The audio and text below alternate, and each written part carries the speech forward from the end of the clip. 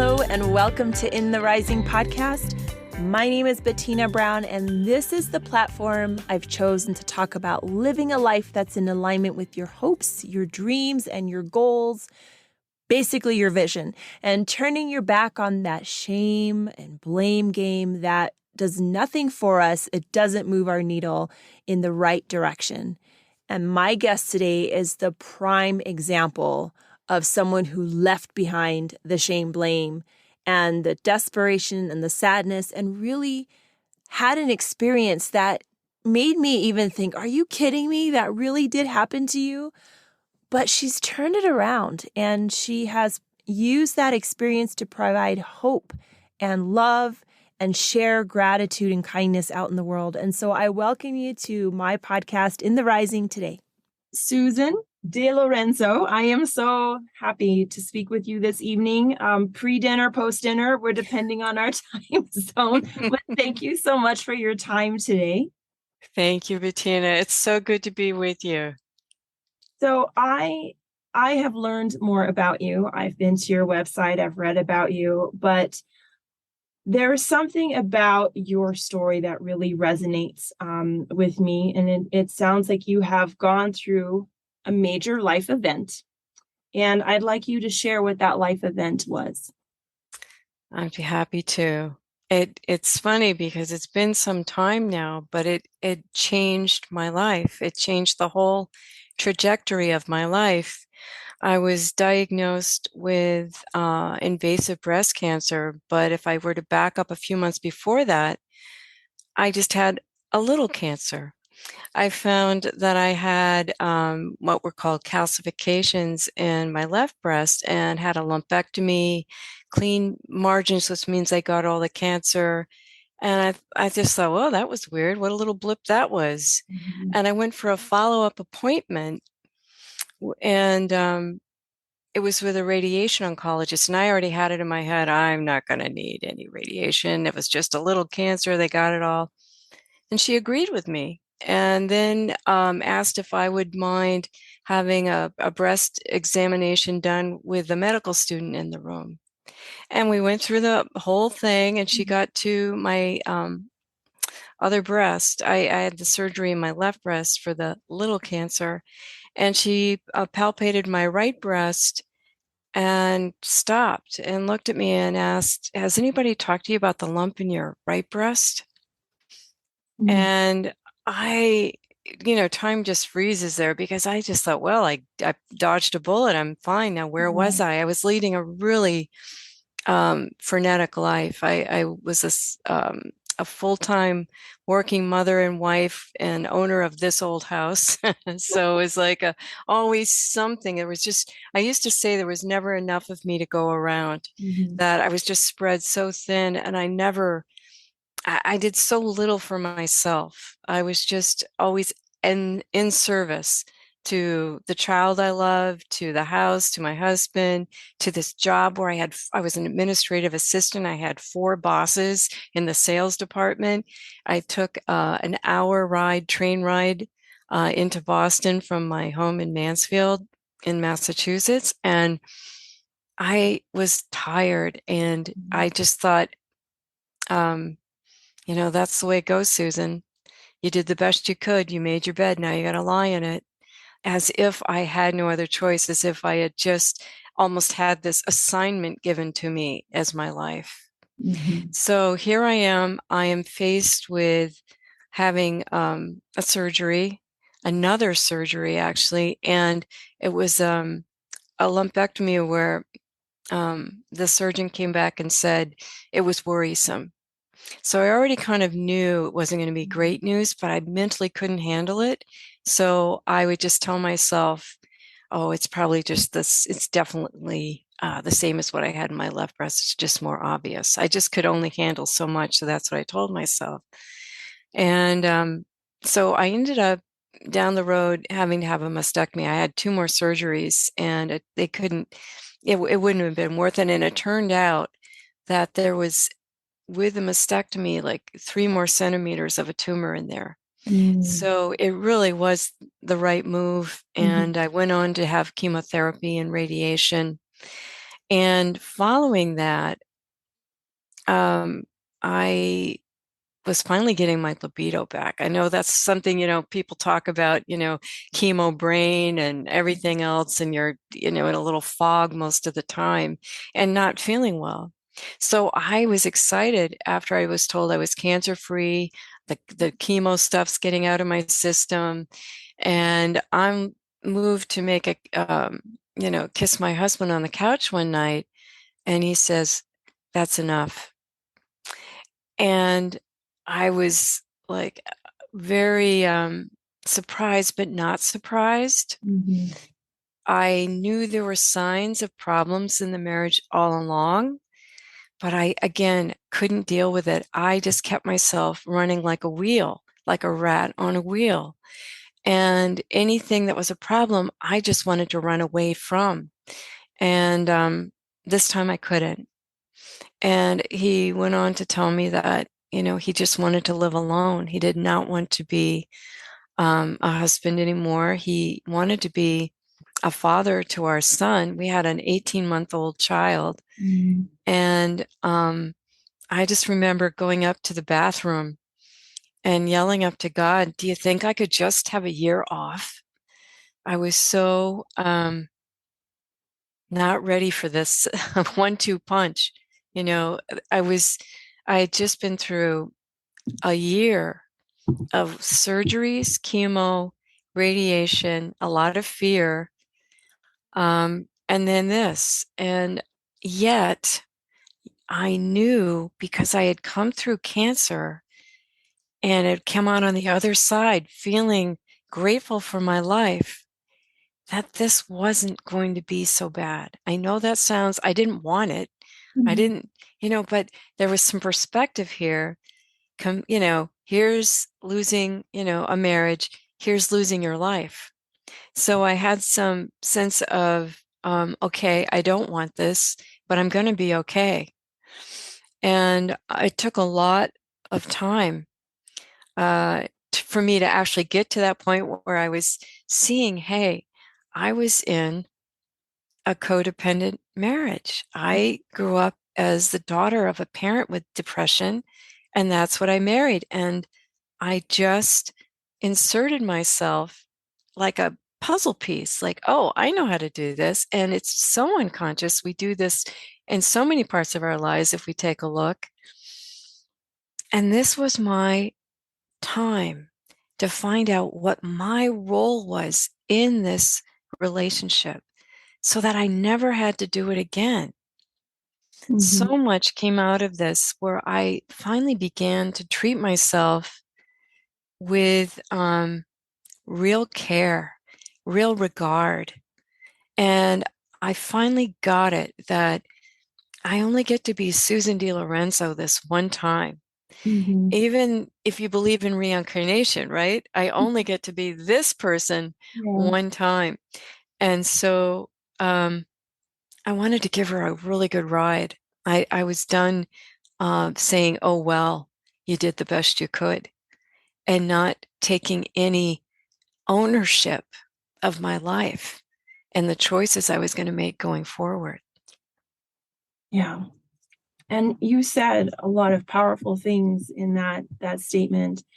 First of all, is that you have spent a lot of your life being in service to other people. And there is in service of others, and then there's in service of others, where there is nothing to you that you have no importance. And then there's just doing things that you love to help others, right? But there has to be a balance, and often we will swing one way or another. Did you observe a lot of this in service to others as well growing up? Is that another puzzle piece you felt that was just something you owned? I had to, yeah. I look back at my childhood, and I think a lot of us do have them, where you have to obey and please your parents. Your parents have expectations for you. Um, Teachers have expectations for you. Um, Clubs you join, anything, there's a certain way of making it okay. And when uh, I was growing up with my mother who had depression, you never know. you never knew who you were getting from day to day. She was funny, she was fun, she was beautiful, and I loved that person. But some days you got the really unhappy, angry, or what, and you never knew. And I took um, full responsibility for whether or not she was happy, Mhm. and tried to stay out of the way if she wasn't, tried not to make anything worse. So it was this whole, I guess you would say, survival mode. But um, I thought I was pretty good at it, you know? And when I wasn't, I blamed myself. Mhm. And you also mentioned that you went up to the bathroom. It's like, can I have a break? And many of the discussions I have with people, I'm going to be honest, I was also in same said bathroom. Just I don't know what it is about bathroom that we can really just let it all be out free, maybe because that is where the shower is and we are most vulnerable. But where did it go from, or was it instantaneous that you knew I am going to make it because I've come this far? Or was that a process for you as well? Or was the process the cancer journey?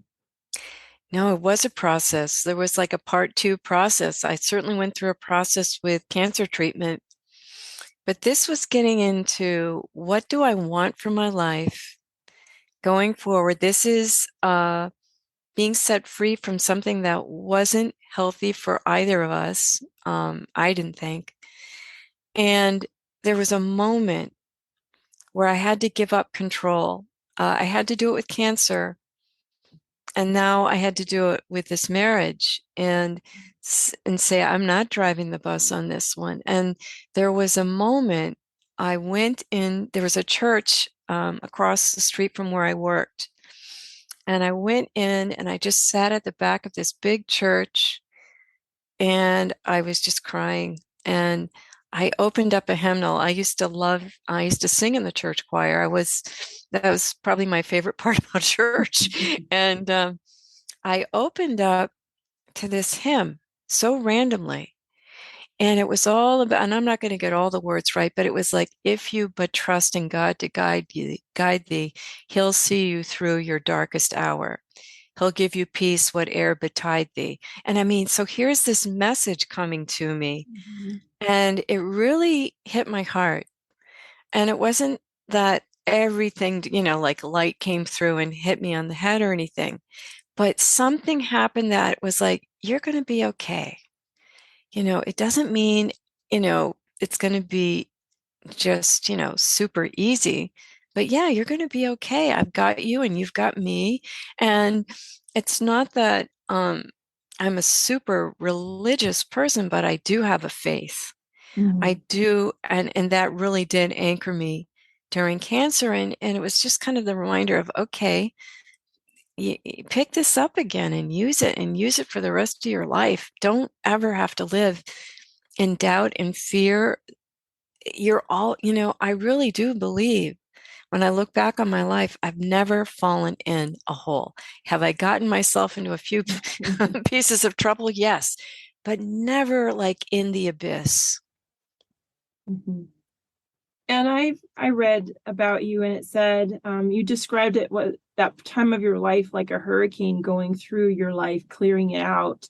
Um, I have a little quote by my bed. Sometimes God calms the storm, and sometimes God calms the sailor. In that some of these storms of life happen, but there can be some benefits. I mean, not always. There's some horrific things that happen, but sometimes in the upheaval, you come across to the other side that you have to kind of be forced to. What do you feel like you've received from going through this hurricane? I have to tell you, that reminds me of a phrase I use, that I thought the universe was kicking my butt, but it turns out it was cleaning my house. So sounds kind of similar. Mhm. Um, so ask the question again, because I want to make sure I address Yeah. it right. What do you feel now that you've been through that hurricane that you gained on the other side? Clarity. I was I was telling myself a story to survive, but it wasn't the true story. And so when everything got whipped up and was completely disorienting at the time, everything was laid bare before me at the end of cancer, and especially at the end of the revelation my maid at the time left me. And I used to say that cancer lifts a veil, that it does lay everything bare in front of you if you're looking. Some people try to go back and create what they used to have. I really couldn't do that. And so it just kind of cleared this life I used to have. I certainly still had the same job, but then I had the chance to elevate my life. I had a new awareness. I had a new understanding of what I wanted. I didn't want to go back and recreate things that were so unhealthy for me, and really as an example for the young son I had at the time. So that awareness led me to say, I'm going to treat this life with reverence, and I'm going to have fun. I didn't have a lot of fun. I'm going to have rich relationships that are meaningful to me. I'm going to give to myself, and I'm going to be grateful. Mm-hmm. And gratefulness, gratitude is so important, because when we focus on the negative, and there's sometimes a lot of negative, but even in a better time of life, there's still bad things happening to someone, right? And that you can Right. be empathetic to. But being in that place of gratitude can change your entire experience. And so you also mentioned that you went on and learned a lot more about coaching and had your own Reiki experience. Share how you went into some other avenues. Yes. In terms of cancer treatment, acupuncture and Reiki, along with meditation and journaling, made it so that I had another outlet and a form of, I want to say, having a say Mm-hmm. in my treatment and my mindset. And I also use visualization.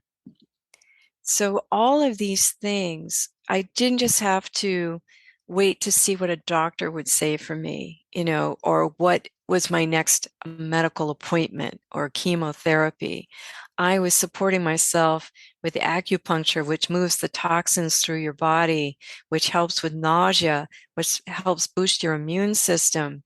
The Reiki, I was able to, I would have it the night of the chemo treatment. So I'd have chemo that day. The night my two Reiki practitioners would come to my house, they'd bring a table, and by the end of the hour, I would be asleep on that table without taking any drugs. And they would just kind of haul me up to bed, and I'd go to sleep. And that was amazing to me, to have that kind of experience. And it showed me that it's so worth exploring how we can support ourselves, Mm-hmm. and work in conjunction or have other options depending on how you're feeling called to explore it. Yeah. And that's the way you worded that is really amazing. And now you are also a coach, are you not? Yes, and that did not happen right away. Hung on to my job for quite some time as a single mom. I just did not feel, I was bored out of my mind in that job. But I also thought, I've got benefits. I know what my paycheck is. It was the devil, Mm-hmm. And no offense to the job, they were lovely people, but that's just a phrase I'm using. Nobody was a devil.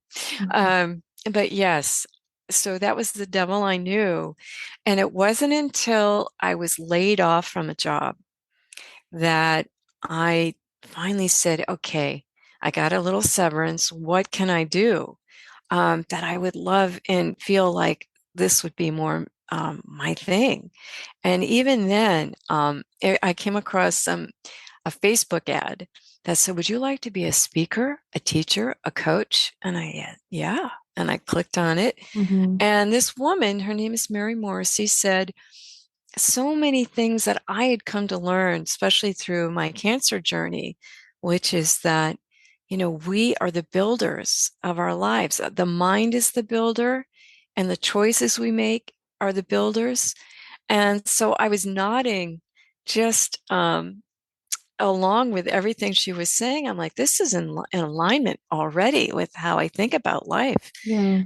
And I ended up making an appointment and talking to somebody about signing up, and the price was scary. And here I'm on a severance. I'm a single mom, and yet I made myself do it. And I wanted to throw up.